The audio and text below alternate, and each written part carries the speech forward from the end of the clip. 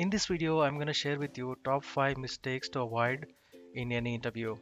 I usually take several interviews for the open positions that we have, and I have seen people doing some common mistakes that can be easily corrected and also prevented for a successful interview experience. Right, so I thought I'll quickly make one video so that everybody gets helped and also get benefited out of this quick video. So let's get started. The resume plays a very important role in any job interview, right? It has to be in a right format. If you're not aware, there is a format called ATS. ATS is nothing but the application tracking system. It's very widely used. About 80% of the companies make use of ATS compliant resume, and about 60% of the resume just gets filtered for not in that format.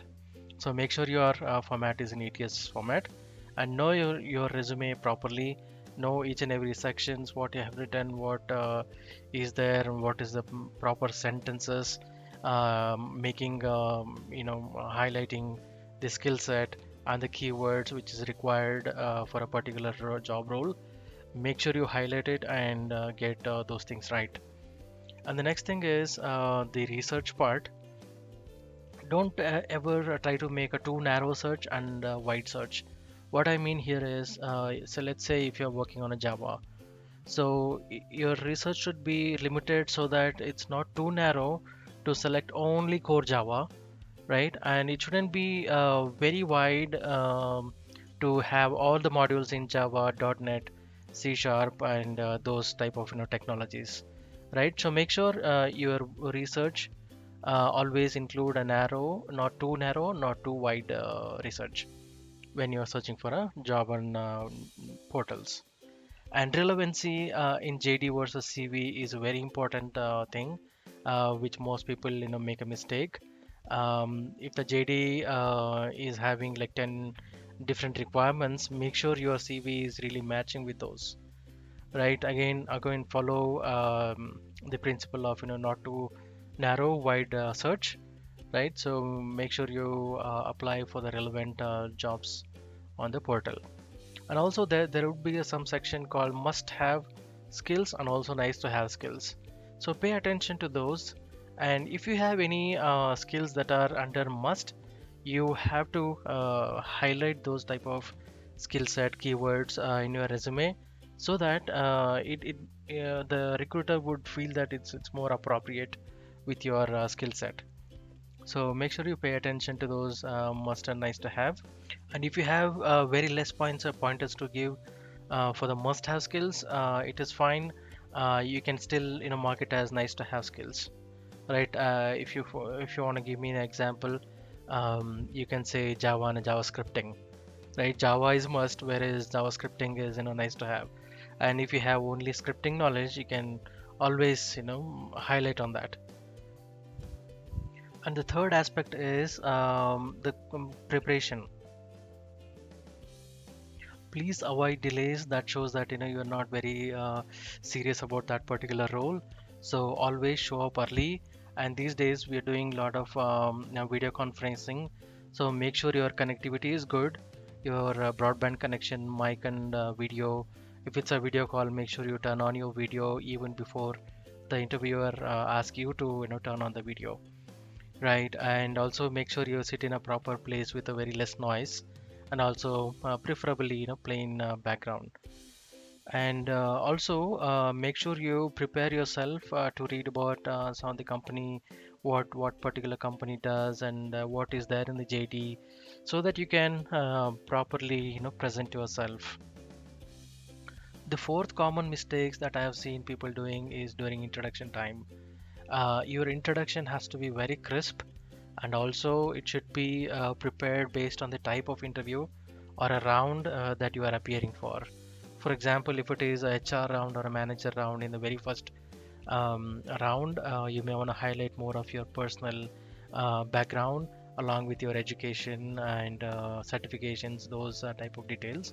And if you're getting into a technical round of introduction, you may want to talk more of your primary skills, your secondary skills, and the areas that you are interested, the areas that you are good at.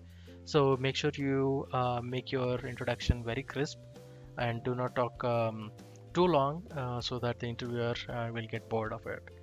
Right. So, and also always talk about your recent experiences.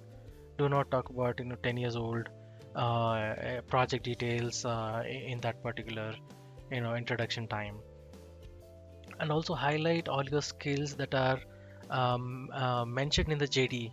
I've seen people doing giving their a set of skills that are no longer there in the JD. So in that case, interviewer will no longer be interested to listen or ask questions for those type of irrelevant skills, right? So always highlight, or it may not be a perfect match, but give a proper example so that it looks like a proper skill set for the JD presented. And always you make sure you express your willingness, because the first impression makes the best impression. So if you're not good at some of the questions or the skill set that was mentioned in the JD, do not worry. Just express your willingness to learn and do your job properly.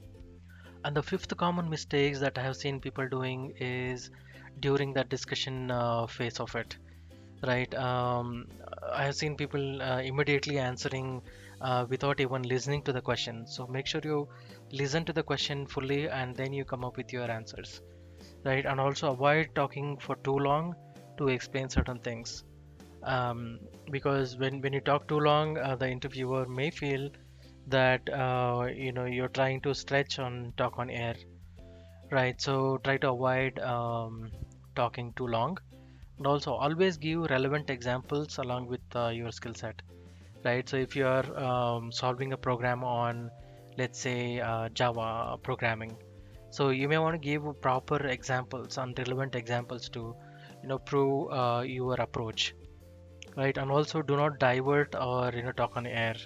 So sometimes if you're not sure on certain things, you may want to just say pass on those type of questions if you're not sure, but do not try to divert the topic, right? And also, let's say in some cases you may not have hands-on experience with certain technologies or certain questions, but you may have some knowledge over it, right? So in those cases, it's always preferred that you talk what you know versus what you have in your experience, right? So that will definitely motivate the interviewer, so that you know they at least come to know that okay, you have the knowledge, you may not have the working concept for it. So this becomes a very good point. So here are the top 5 common mistakes to avoid in any interview. I hope you liked it, and happy learning.